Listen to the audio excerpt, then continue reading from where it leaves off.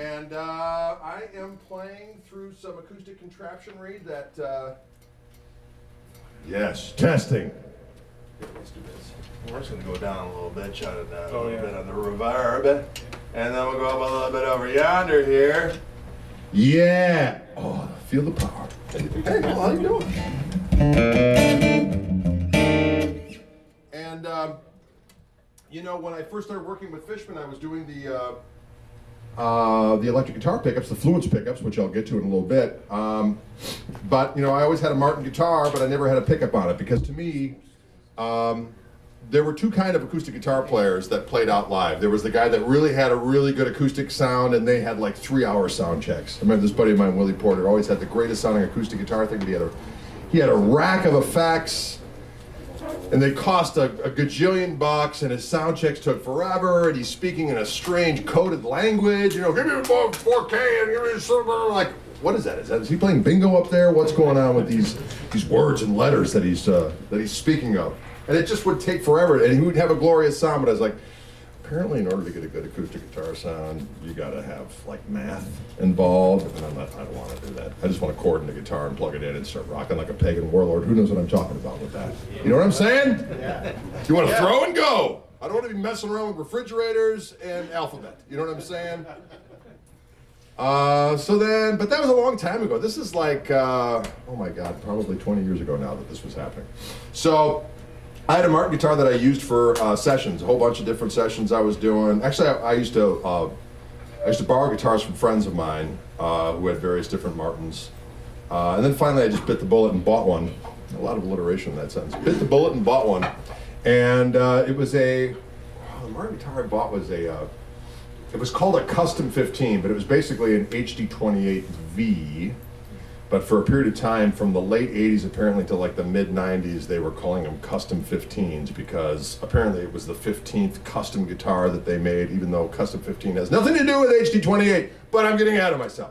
So anyway, I had no pickup on this guitar. I would just go and do sessions and I would mic it up as you do. You know, mic right here, mic right there, maybe something a little farther back, and then the engineer would kind of blend in between the two, and away you go.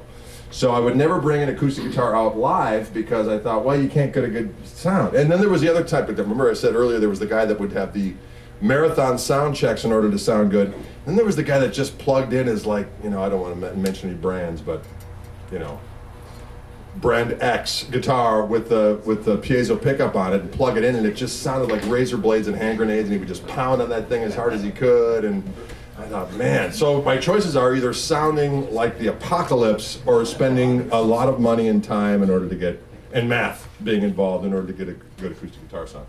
So when I started getting involved with FISHMAN about 4 years ago, I figured that technology had moved along a little bit. And so they said, you know, once we started talking about the electric guitar pickups and that we were going to work together in that regard, they said, what do you do for acoustic stuff? I said, well, you know, in the studio, I just put mics in front of it, and you know, I kind of told them about my quandary with how to get a decent sound with these contraptions. They said, we got some stuff. I'm like, all right, bring it. So they sent me a Matrix Infinity pickup, under the saddle pickup, and I had it installed in my HD28. And they sent me one of these Spectrum Aura preamps, and or a Spectrum Aura, depending on what part of town you're from. You can put whatever word in front of it. And then I actually had an SA220, which was the first iteration of this glorious contraption. Anyway, and I plugged it in, and it was like, I twiddled a couple of knobs, and I was like, oh my God, this thing sounds glorious. And what was particularly satisfying with that was that for years, you know, there were the guys that were, you know, more the acoustic guys who thought they had it dialed in, and I was just, you know, the guy that would play acoustic in the studio and not really play out live. So there was this kind of like, well, you know, kind of this snootery. Maybe I was imagining it as we do. And but I did a duo with this buddy of mine, who's a singer-songwriter guy, who's more of an acoustic guy, and I brought out my new acoustic rig. And what was so glorious about that is I just humiliated him. It just sounded, my rig sounded so good, and it sounded like a toy. And so I was really thankful for FISHMAN at that particular juncture in time. But let me just talk to you real quick about the setup, because it is really simple. I like to just actually for both performance when I'm just messing around and doing my thing, and for the purposes of these demonstrations, I just have the EQ flat, and I've got one of these amps at home, Not this particular fancy one with the woodwork on it, but the same type of Loudbox Performer, 180 watts of delicious tonal savagery. But I've got the EQ flat, I've got the gain at 12 o'clock, I got the EQ flat, and there's an anti-feedback control on here. What's interesting about that is it's a control, so you're thinking, well, if I want less feedback, I gotta turn more up. You know what I mean? But it's not. If you're ever messing around with one of these amps and your amp starts feeding back, it's a sweep. So you kind of go, oh, I found it. You know, and that might be at 11 o'clock, it might be at 2 o'clock, it might be all the way up, it might be all the way down, you never know. But that was something that I was like, oh, this is modern technology. But because a lot of times when you're playing acoustic and you want to get it loud enough to hear it, you know, the problem is it'll start going off on you. And so a great feature on these amps, it's really a no-brainer, is you just do that anti-feedback control and find the frequency that's howling on you, and pow, it's gone. So anyways, EQ's flat. There's a pad on here when you're first plugging the guitar, you just kind of play it as hard as you're going to play it, and you can see a little red light goes on, indicating when your peak hit is, as far as dynamically speaking. And this right here on this guitar is the pickup that I have at home. It's just a Matrix Infinity pickup. It's got a volume, and it's got a tone, but it's not like a conventional tone where it goes from muddy to bright. It's actually kind of a notch thing. It goes from flat to more of a scoop situation. So if I have it all the way in one direction, just flat, and then I go all the way the other way. And the lows are lower and the highs are higher. So anyways, here. So once again, here's flat, and then here's all the way. So I like to usually put it in about, you know, maybe the middle-ish.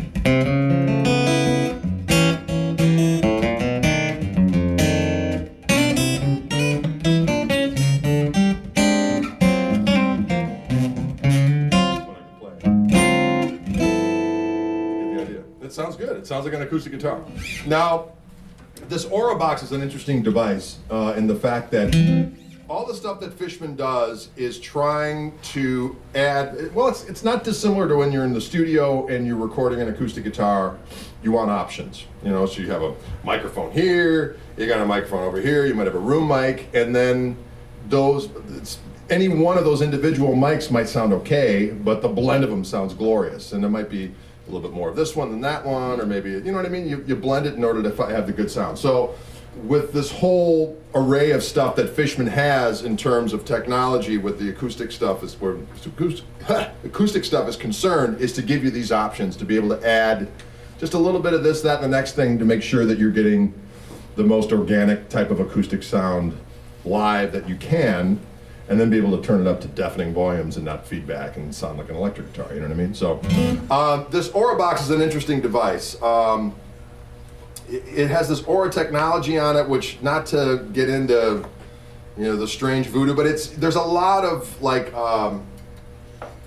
MIT talent that works at Fishman, because it's out in Boston. Larry Fishman himself is he's a brilliant engineer, and they have a lot of brain power out there, and they figured out a cool way to make images of particular guitar sounds that you can add in with your under the saddle bridge pickup sound. And what that means is what they did is they went into a studio and they said, like, well, let's take an H or a D28, and we'll take a certain microphone, a Telefunken U47 or a Neumann or whatever the case may be, and they'll put that mic in the optimum spot in a room that's whatever 10-foot ceilings. And they plug the guitar in with the under the saddle pickup, and then they basically do this exercise where they'll just go. And as they're doing this, they're recording this sound and the sound of the under saddle pickup into a program that they have that basically makes algorithms to capture the image of the frequency range of the sound of what's going on with that guitar, with that microphone in that room, okay? And then they proceed to take, for each guitar body style, Dreadnought in this case, there are 16 different versions of these images of different microphones in different rooms at different distances and so on and so forth. So when I plug into this Aura Spectrum preamp, I can blend in a image sound along with my under the saddle pickup sound to just I think it just adds more air and more authenticity to the sound. So let me just start off by going dry here. Again, I've got the EQ flat. I'm going to turn the blend off. I'm going to turn, there's a compressor on here as well that I usually have on a little bit. So this is just the under the saddle pickup. Sounds good.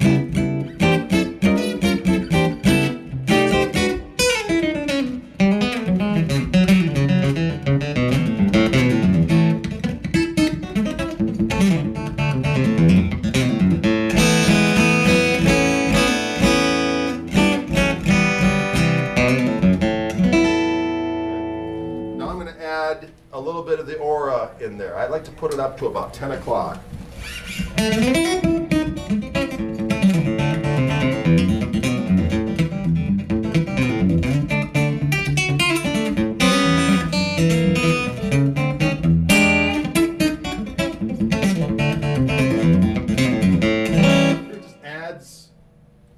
It adds like a room sound, to be honest with you.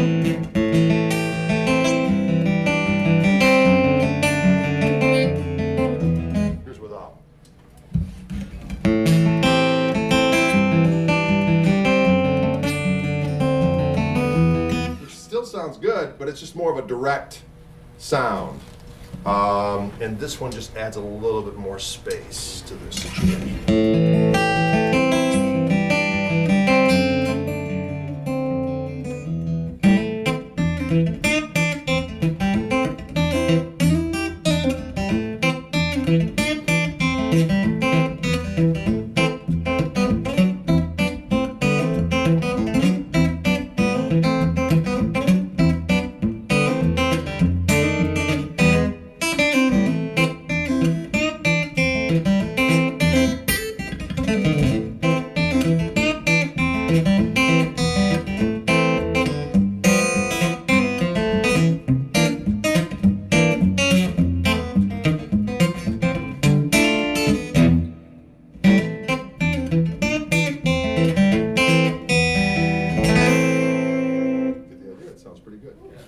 Now the next thing I can do is there's a compressor on here, and when I play electric guitar, I don't like to use compression a bunch, other than the fact that when I turn up an amplifier, a tube amplifier, you're getting a little natural tube compression. Everyone know what compression does. It basically squeezes everything so that everything is the same volume, which makes it kind of hinders your dynamic control, which is what I don't like about compression. But by squeezing everything, everything's the same volume. So if you're, especially like country guys like to do it, they'll go on the bridge pickup of the Telecaster, they'll put that compression on, and when they do those fast open string runs, all those notes are the same volume, so it sounds like you're a lot faster than you actually are. But hey, whatever it takes. Thank you. But on acoustic guitar, it's kind of nice because you're playing with bigger strings. They're harder to play, so having a little bit of compression just makes the world a better place, as I like to say. Apparently, Chet Atkins used to, when he was in the studio, and he would say to people if they wanted some reverb on the sound of their guitar, you want a little talent with that? And so I refer to the compressor as adding talent to your playing. And again, I don't put a bunch on. I probably put it up to maybe 10 o'clock as well. So here's without it. And here's with it.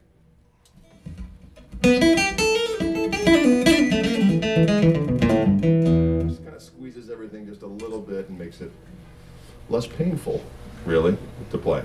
Okay? All right. There's a bunch of different sounds that you can get with this. For some reason, I like number 7 on the Dreadnought setting. There's a bunch of different things you can go in.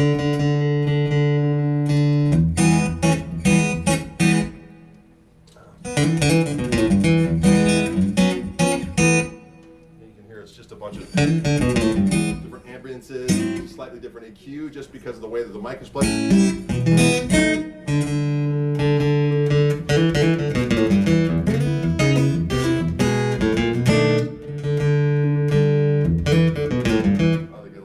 They get a little meatier as you go up the ladder. I like 7 for some reason. A little sparkle and some girth.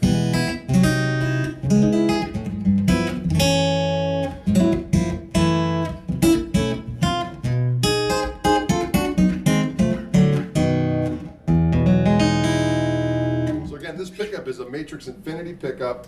They're pretty, from what I understand, I don't work on my guitars, but they're pretty easy to install, kind of a standard, industry standard to pop in your guitar. And it's really, really easy. I mean, as I said, I've got this thing flat. I just kind of figured out I like about 10 o'clock-ish of the blend of the Aura thing, you know, about 10 o'clock-ish with the compressor. But the EQ's flat. On the amplifier, I've got the EQ flat. I've got the anti-feedback. I really haven't had a problem with feedback too much tonight. So I do have a little bit of reverb on the guitar sound. And I also have just a little bit of a slapback echo. Just a little bit. Just makes it sound a little bit more, you know, not dry.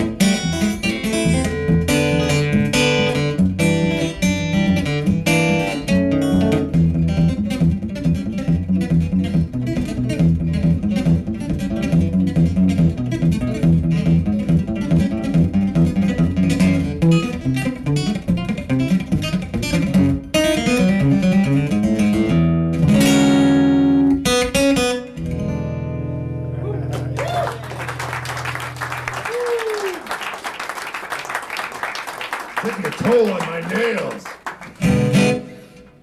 Okay, you know there's some fun stuff you can do with effects on these amplifiers. The effects that are on this amp are on all of the, well, it's on the artist and on the performer. You get all of the effects. There's also a preamp they have called the tone deck.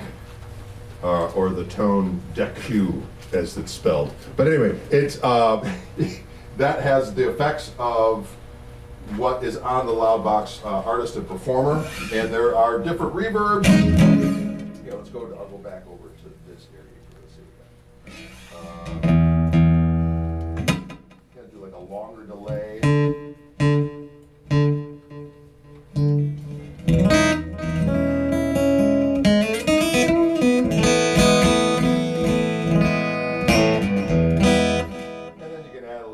Chorusy on there for the kids. Put that on here like so.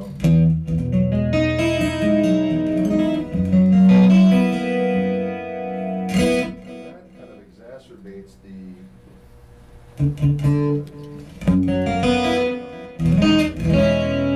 So check it out.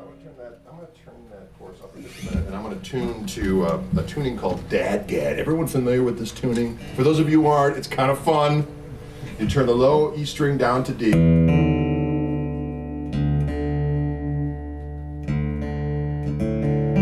got D, A, D, G, and then A. And the high D string down to D as well, Dadgad.